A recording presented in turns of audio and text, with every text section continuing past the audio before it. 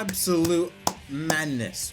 What a day. What a day of racing. In Jeddah, we had a fantastic battle for the finish between Max Verstappen and Charles Leclerc. And now at COTA,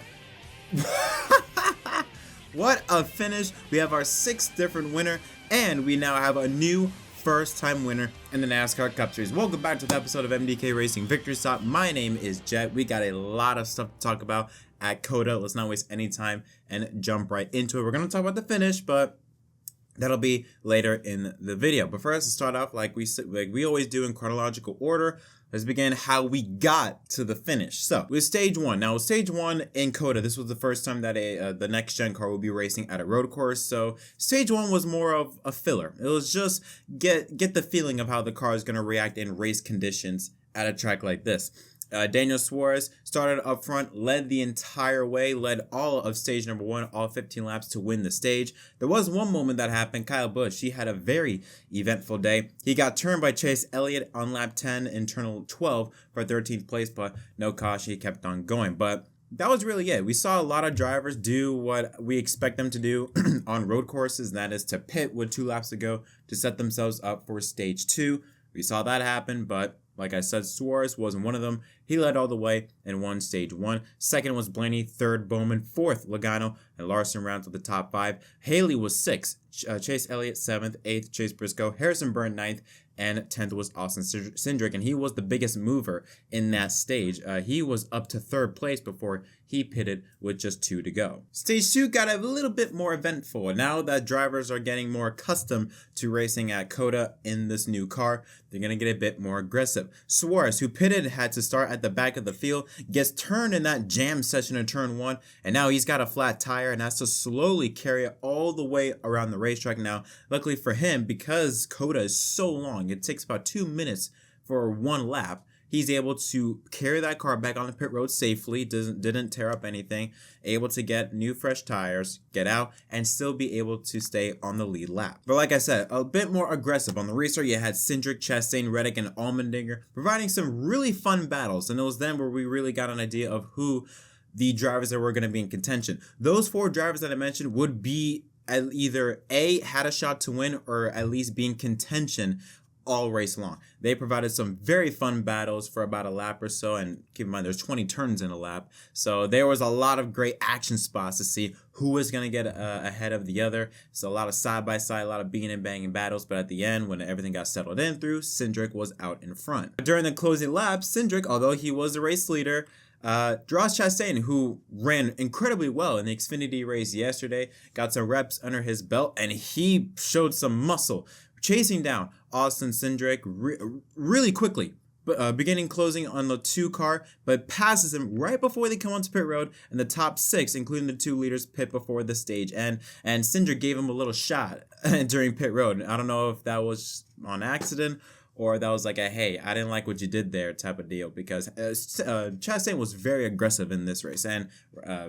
rightfully so, because I think you had to be very aggressive if you wanted to have a shot at winning this race. But Denny Hamlin and Kyle Busch, they stayed out to be up front in stage 2.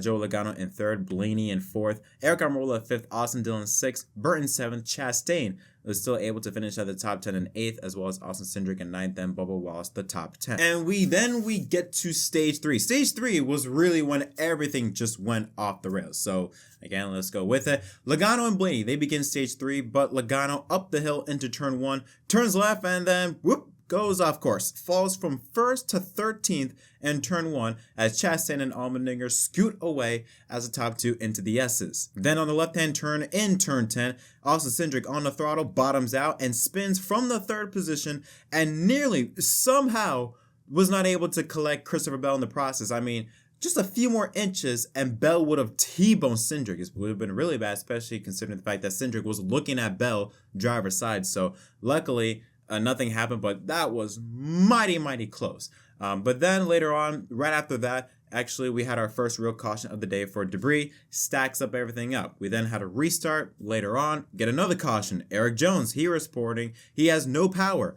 and is stopped on the straightaway after turn 11 with 27 to go. Then the final scheduled round of pit stops take place. All but one driver in the top 10 took 4 tires. The driver that only took fuel was Austin Cindric, so he gained 13 spots by just taking fuel at that final round of pit stops. But Chastain and Briscoe still out in front. We then had an awesome battle on the restart between those two drivers, of Chase Briscoe in the 14 and Chastain in the 1. They went back and forth, that whole lap, performing crossover moves on each other, getting side by side in very tight braking zone corners.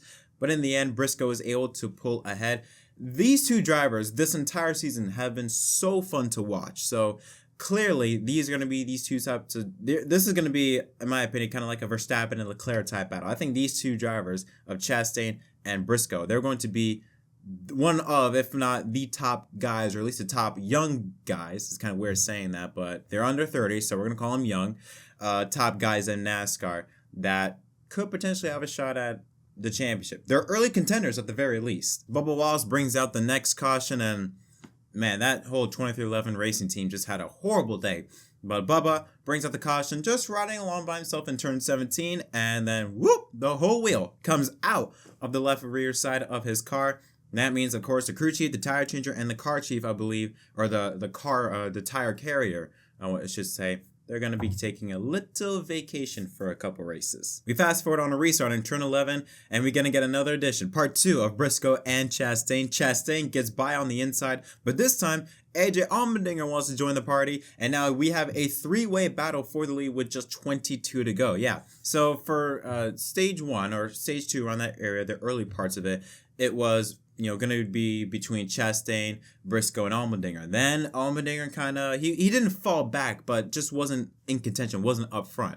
Briscoe and Chastain were just in a whole nother league. And later on, near the end of the race, Allmendinger comes back to life. And Allmendinger starts to become the fastest car on the racetrack. Coming into turn 11, Briscoe starting to lose his car, and Allmendinger is able to get on his tail, get alongside, and take second place away from him. Then we got another caution, another driver losing power is Ricky Stenhouse Jr. again on the straightaway after turn 11. But NASCAR, for some reason, doesn't throw the caution. Now, because of that, some teams knew that Stenhouse was stopped on the racetrack. They knew that the caution had to be thrown out. So some drivers went right onto pit road, take some fresh tires and some fuel to try and get an advantage on the race leaders, and it worked.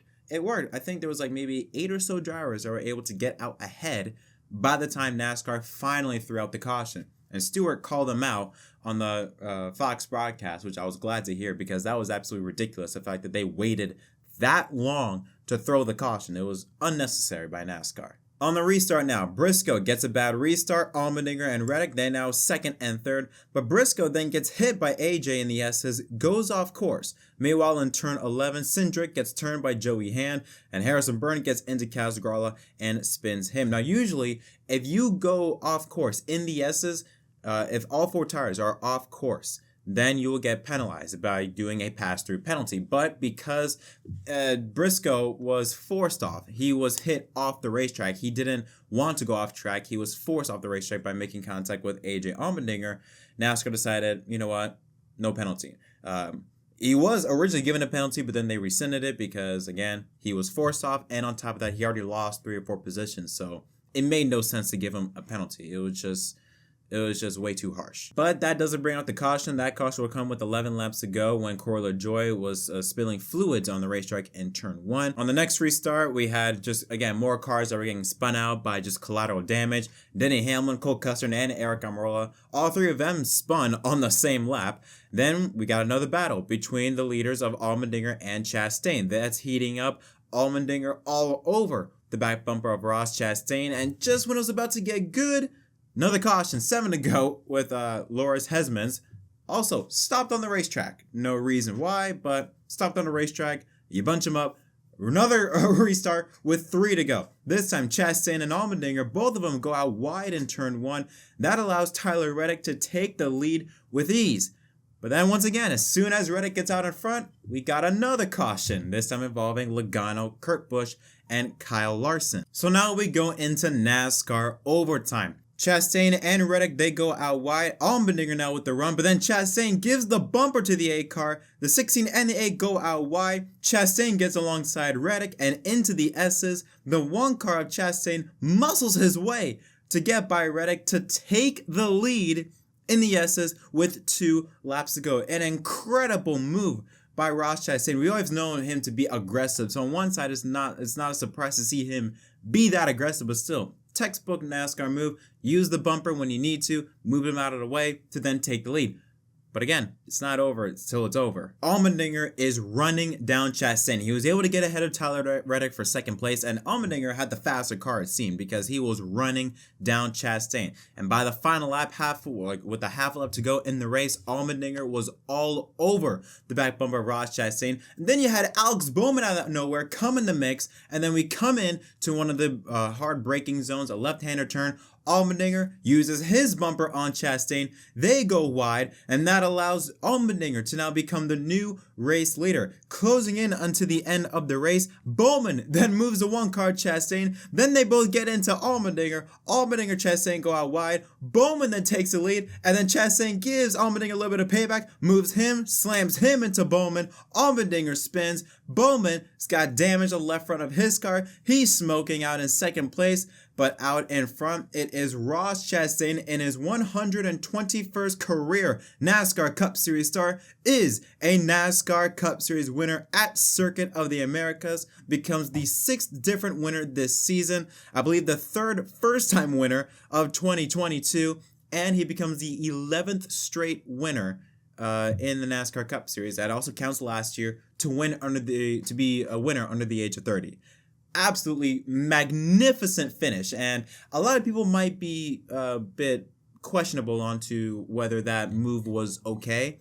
I think it was, because you have to understand, Allmendinger bumped Chastain out of the way, so Chastain did the same thing. Yeah, it might have been a bit much, like he really moved him out of the way, but still, is you bump me, I'm gonna bump you. Simple as that. Eye for an eye. So I understand that Allmendinger, he was a bit pissed at the end of the race, and that's understandable, but from a racing perspective, I think what Chastain did was perfectly fine. I didn't see anything wrong with that, but what a finish that was. So Ross Chastain, like I said, becomes the 6th different winner of 2022. Alex Bowman in 2nd. Christopher Bell in 3rd place. He was having power steering issues earlier in the event, so for him to finish in 3rd, great day, or great rebound for that 20 team.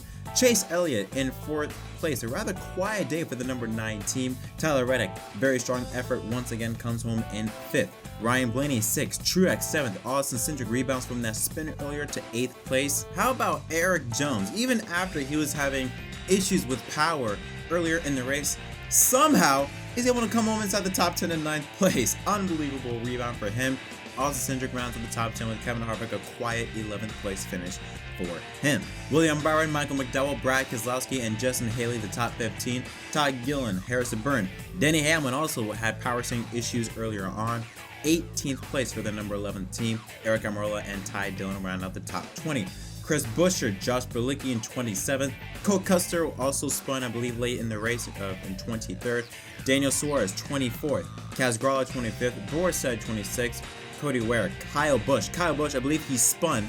He was spun on the final lap. That's why he finished so low. Kyle Larson, 29th, and Chase Briscoe in 30th. Joe Logano, 31st. Kurt Busch, 32nd. And then AJ Allmendinger. Oh, man. He goes from 1st to 33rd after that whole battle. 34th is Loris Hesmans. The 35th is Joey Hand. Corey LaJoie, Ricky Stenhouse Jr., Bubba Wallace, and Andy Lally round out 39 car field. Alright, so my reaction to this race, first of all, I loved it. I love it. Keep COTA. Keep COTA. Just keep it forever.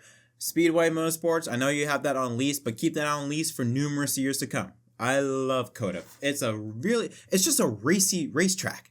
There's a lot of passing opportunities, and I think this next-gen car fits perfectly for a track like COTA. So I love the track, and I want NASCAR to keep going back to that track for numerous years. But man, the parity, again, we talk about the parity. It just doesn't end. I mean, again, Chastain up front, wins the race. Tyler Reddick, again, 5th place finish. Austin Cindric, I know he's driving a Penske car, but he's still a rookie and able to rebound to a 7th place finish. Erik Jones in 9th, somehow after having power issues, and also Dillon in 10th. Not as much parity as it's been in previous races, but still, it's still there. And I'm telling you, I strongly believe that Chastain, Reddick, and Briscoe, even though Briscoe finished very poorly today, he had a fast car. And I know for a fact that those 3 drivers are going to be contention for numerous race wins. And I'll even put them as early contenders for the championship. Because those 3 have shown the most consistent speed this entire season so far. But, man, it's just the season has been so much fun to watch. So much fun to watch. We got to talk about Toyota. I mean, like, yeah, Truex, he finished in 7th place. Cool. Yeah, that's nice. But again, they didn't show, none of them showed any speed. 2311 Racing was horrible. Even before their accidents, I think Bubba was, yes, he finished in the top 10, but that was due to pit strategy. Bubba was around, had like a top 15-ish car. Kurt Busch was horrible. And then both of them had their issues.